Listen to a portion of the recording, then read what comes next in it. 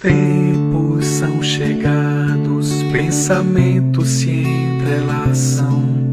Não há mais a barreira do desconhecimento agora.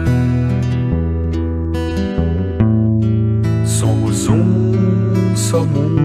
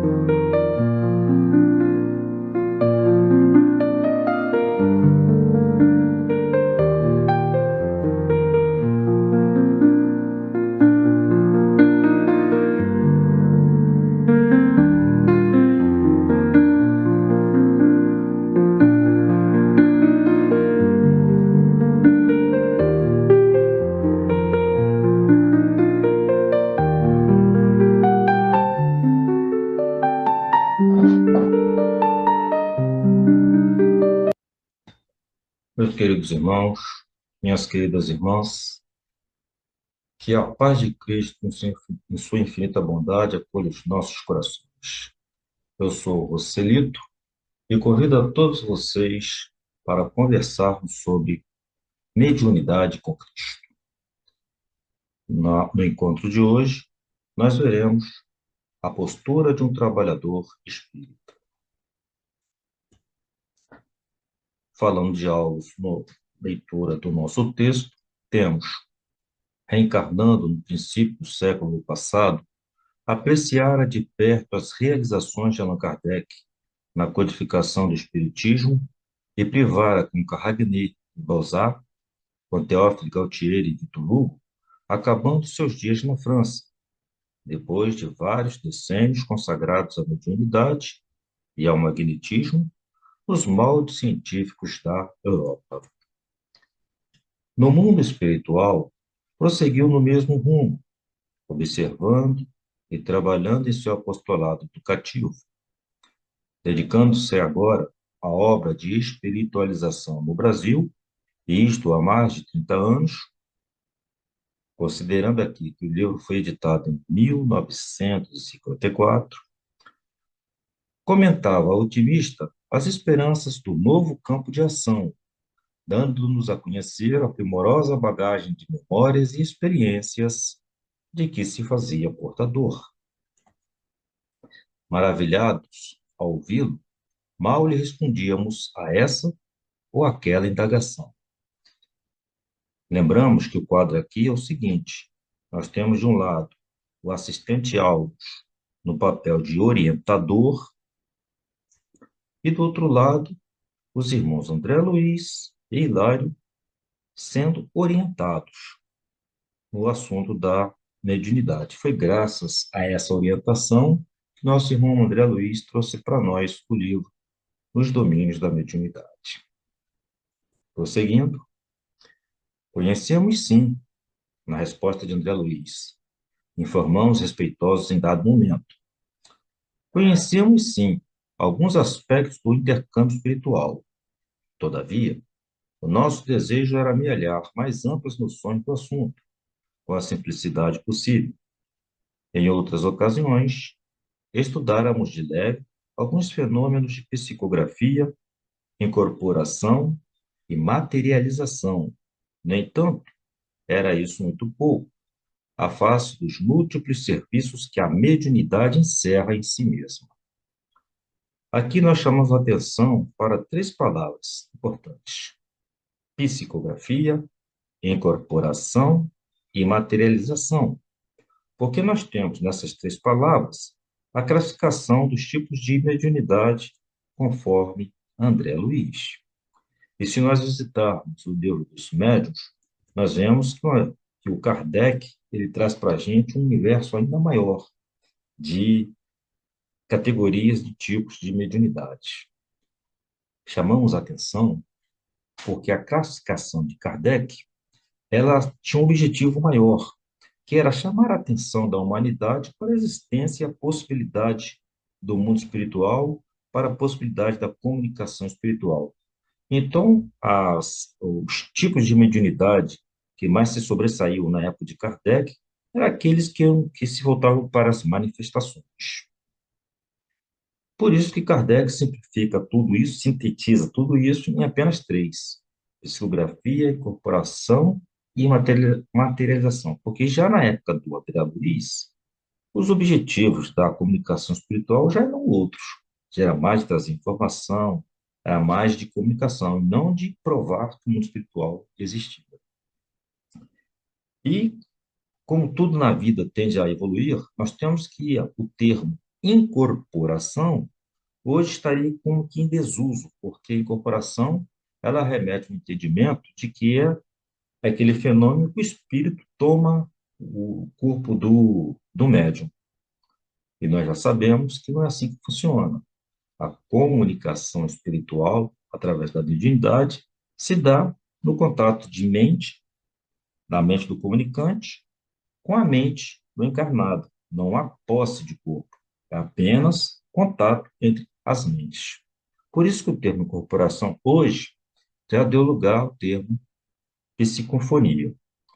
E se continuar na evolução que nós esperamos, em breve nós teremos apenas a intuição, que é o futuro da mediunidade. Prosseguindo, falando de áudio, o anfitrião afável aqueceu em elucidar-nos, colaborava em diversos setores do trabalho e prodigalizar-nos-ia aquilo que considerava com humildade, como sendo alguns apontamentos. Para começar, convidou-nos a ouvir um amigo que falaria sobre mediunidade a pequeno grupo de aprendizes encarnados e desencarnados, em cuja palavra reconhecia a oportunidade e valor. Lembremos que essa reunião, que haveria essa palestra com a presença de encarnados e encarnados, estava se dando no mundo espiritual. Os encarnados que lá se encontravam estavam no momento do sono. Daí a importância, perdão, daí a importância de, quando formos dormir, traçarmos uma prece, pensamentos positivos, para que a gente possa ter a possibilidade de alguns bons convites no mundo espiritual, sem deixar a carne. Não nos fizemos de rogados ante a obsequiosa lembrança, e porque não havia tempo a perder, seguimos-lo prestamente. Em vasto recinto do Ministério das Comunicações, fomos apresentados ao instrutor Albério, que se dispunha a iniciar a palestra. Tomamos lugar entre as dezenas de companheiros que o seguiam, atentos e muda expectação. Como tantos outros orientadores que o conhecia, Albério assumou a tribuna sem cerimônia, qual se nos fora simples irmão, conversando conosco em tom fraternal. Aqui nós chamamos a atenção para a postura do trabalhador espírita. Sem cerimônia, simplicidade, humildade e conhecimento posto para si. Mas o que isso tem a ver com a mediunidade? O André Luiz nos lembra que nós precisamos de adotar algumas posturas. Posturas essas que são forjadas, são conquistadas que devem ser conquistadas pelo trabalhador que se apresenta para o trabalho com Cristo, principalmente no campo da mediunidade. Essas posturas são sentimento do dever. O trabalho na doutrina espírita, em especial na mediunidade, requer compromisso e dedicação. Não é necessário que o presidente da casa, que o mentor espiritual, que o dirigente da reunião, nos cobre aquilo que devemos fazer. O sentimento de dever é comprometimento pessoal, meu para a casa e meu para a causa espírita. Próxima postura, o trabalho voluntário. Nós devemos sempre trabalhar para agregar, para somar forças sob a égide do Evangelho de Jesus E em nome da caridade, no trabalho voluntário, ninguém deve nada a ninguém, nem favor, nem gratidão, nem obrigação. A gente trabalha pela causa. Igualdade perante Deus. Cada um tem a sua habilidade, cada um tem a sua potencialidade, mas ninguém é melhor do que ninguém. Pode ser que alguém tenha mais responsabilidades ou até mais poder de entendimento, mas se todos trabalham para o Cristo, todos se tornam importantes para Deus. Não aguardar recompensa. A melhor e a maior recompensa que se pode conseguir no trabalho mediúnico é transformar um irmão sofredor numa alma dedicada ao Evangelho. E o resultado do trabalho deve sempre ser ofertado a Cristo. Sentido de equipe. Cada um tem a sua habilidade, já o dissemos, e, portanto, a sua responsabilidade. A melhor equipe se faz com a união de esforços e habilidades de cada um em torno de um só objetivo, que deve ser o Evangelho. E não podemos esquecer que a equipe, na reunião mediúnica, ela é formada de encarnados, cada um com seu tipo de mediunidade, cada um com sua responsabilidade, cada um com a sua limitação, mas também com os desencarnados, que também possuem as suas potencialidades, também possuem as suas limitações. Não é porque é espírito que já sabe tudo, não é porque é um espírito que tem todo conhecimento. Perigo da dúvida. É a dúvida que move a filosofia. Quando a filosofia chega à certeza e elimina a dúvida, ela se transforma em ciência. Ter dúvida é salutar, quando ela estimula o estudo, quando ela fomenta a pesquisa. Se eu tenho dúvida, eu tenho que correr atrás do conhecimento, tenho que diluir aquela dúvida. O que não pode, que não deve acontecer, é a gente ficar permanentemente com aquela mesma dúvida. Que venham dúvidas novas, porque aí vão permitir conhecimentos novos, mas ficar eternamente, anos, com aquela mesma dúvida, é sinal de que não estamos fazendo progresso. Necessidade de estudo. Se até André Luiz está demonstrando que na espiritualidade se estuda, imagina aqui no meio de nós. E foi o Kardec que ensinou: espíritas, amai-vos e instruí-vos. O espírita que não estuda é igual ferramenta que está no canto enferrujando. O estudo aprimora o instrumento e torna o trabalho muito mais fácil e produtivo pelo conhecimento que produz. Combate às imperfeições. Santo Agostinho, na época da Grécia clássica, já ensinava: conhece-te a ti mesmo. E esse é um dos ensinamentos que nós encontramos no livro dos Espíritos: conhece-te a ti mesmo. E que a doutrina espírita interpretou como reforma, reforma íntima. Somos nós que devemos nos conhecer, somos nós que devemos avaliar as nossas perfeições e somos nós mesmos que devemos encarregá-los de combatê-las. Ninguém é melhor do que você mesmo para criticar a si próprio, reconhecer os próprios defeitos e procurar aprimorar a si mesmo. Perdão das ofensas, talvez o mais difícil de todas as posturas, porque quem é médium, principalmente quando é médium, é o que mais é atacado, e geralmente por quem menos espera. Então, o teste do perdão se dá todas as horas, mas lembremos, Cristo nos ensinou que a gente deve perdoar não 7 vezes, mas 7 vezes 70 vezes. Coragem moral. Coragem moral é a autoridade que se conquista através do estudo, da dedicação, da prática da caridade e, principalmente, da reforma íntima. Coragem moral não quer dizer que nós sejamos perfeitos, mas significa que nós estamos fielmente, dedicadamente, no caminho do aperfeiçoamento, que nós estamos nos aperfeiçoando. A coragem moral ela é conquistada pelo esforço contínuo e pela vigilância permanente.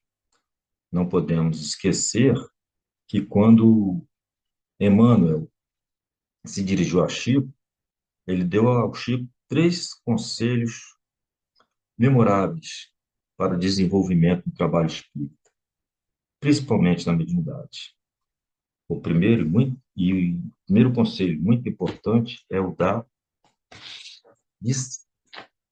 disciplina. Sem disciplina, não fazemos nada. Sem disciplina, não conduzimos as águas e transformamos em energia. O segundo, e tão importante quanto o primeiro conselho, é disciplina. E o terceiro, não menos importante que os 2 primeiros, disciplina. Disciplina, disciplina, disciplina. É isso que vai trazer para nós as posturas que o André Luiz tem como bandeira para que nos tornemos trabalhador na mediunidade com Cristo. Bem, assim chegamos ao fim desse nosso encontro.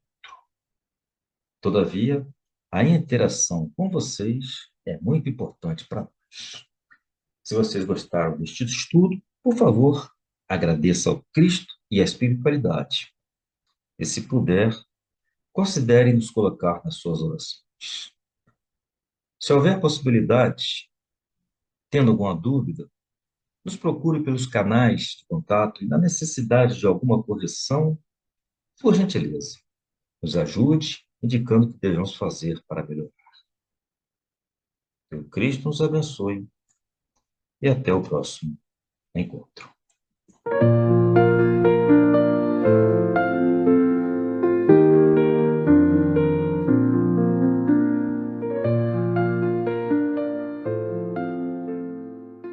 Os tempos são chegados, pensamentos se entrelaçam. Não há mais a barreira do desconhecimento agora. Somos um só mundo.